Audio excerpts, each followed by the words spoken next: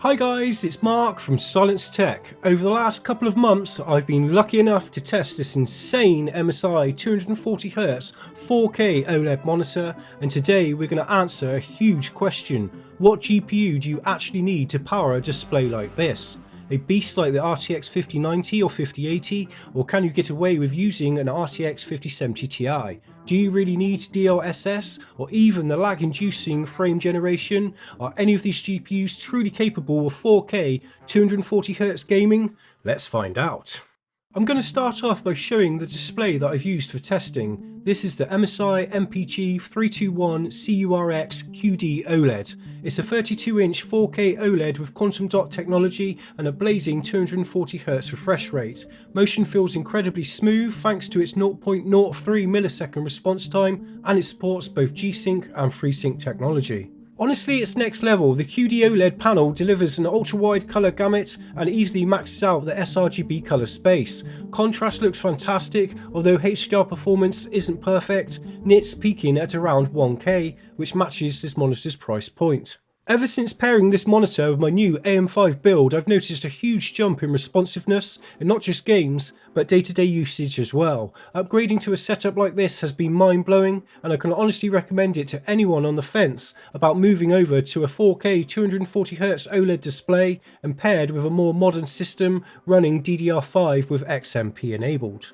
But here's the catch. To really unlock this monitor's full potential, you need some serious GPU power, at least 200 FPS at 4K to fully take advantage of the 240Hz refresh rate. So what kind of GPU can actually handle that? Well, in modern AAA games you'll be running mostly low settings and heavily relying on DLSS to even get close to the 200 FPS mark. I hate to say it, much like the Michael Jackson AI videos, we're not quite there yet.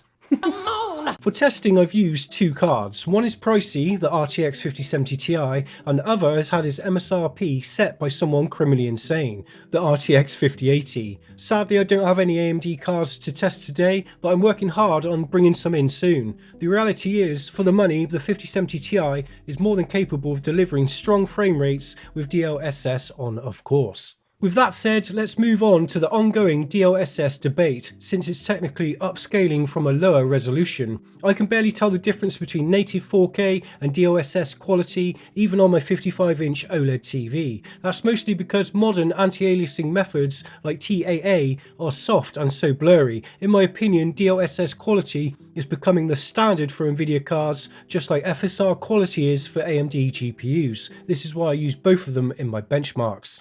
Alright, let's jump into Cyberpunk 2077.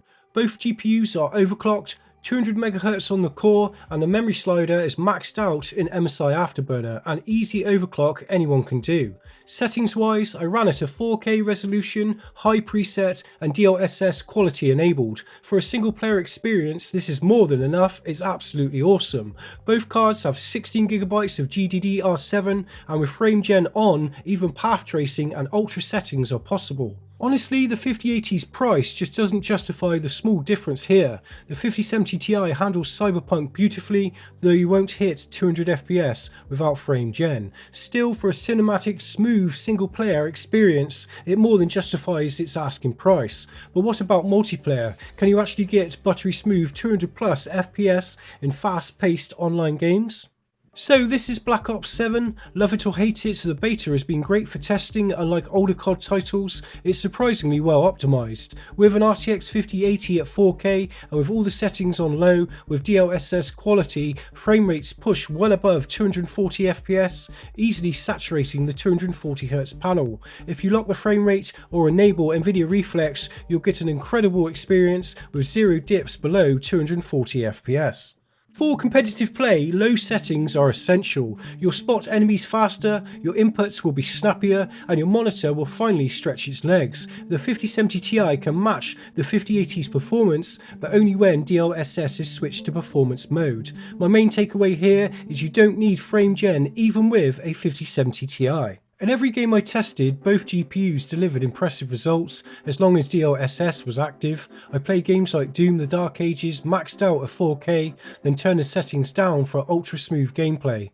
Personally, I wouldn't recommend pairing a 4K 240Hz monitor with a card delivering less performance than a 5070 Ti, since it has 16GB of GDDR5, which gives it just enough headroom, but the 5070's 12GB isn't going to cut it. Right now, only the RTX 5090 can deliver a native 4K high refresh rate experience. Maybe the 5080 Super will finally close that gap. We will have to wait and see. I also ran some more tests in Heaven Benchmark and Firestrike just for reference. I always include these because people love comparing scores. Still, both cards produced excellent scores across the board, confirming what we've already seen in real games. So, do you need an insane PC build for 4K 240Hz gaming? Yes, no matter which way you look at it. You could build one for $1,500 at a stretch, which isn't as much as high-end gaming performance used to cost, especially in the Bitcoin mining phase. For competitive gamers, the 5070 Ti offers the best balance for price and performance. The 5080 is powerful, but overpriced for what you get. If money is no object, the 5090 is your ticket to the best 4K 240Hz experience possible. Rounding off the video, I would love to test a 1440p 500Hz OLED pretty much as soon as possible to see how these GPUs scale at a lower resolution. That will really highlight also how much the CPU impacts frame rate. I also have a RTX 5060 on the way, so expect a video on that really soon. I'm Mark from Silence Tech. I really hope this video has helped you figure out which GPU makes sense for 4K 240Hz OLED gaming. If you enjoyed this video, don't forget to leave a like, subscribe and drop a comment letting me know which GPU you choose for your own setup. Thanks for watching everyone, and I will see you in the next one.